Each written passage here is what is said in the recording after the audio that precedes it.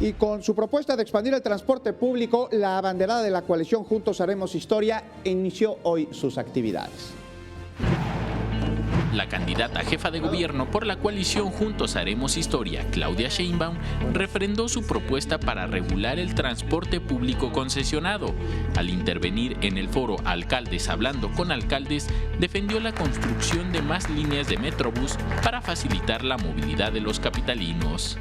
Regular al transporte concesionado tiene que pasar necesariamente por un proceso de cambio en la manera en que está estructurado el transporte concesionado de la ciudad.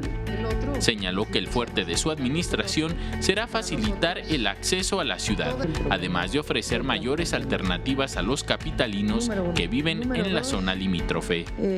Hay que orientar en esta perspectiva de los 5 principios quiénes son los que más tiempo tardan, más gastan y más mal o menos seguros viajan.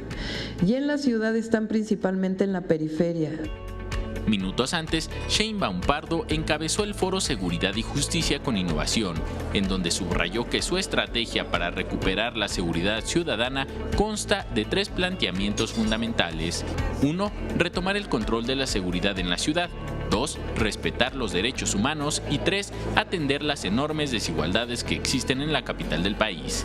Con imágenes de Javier Cordero, Enrique Muñiz, 21 Noticias.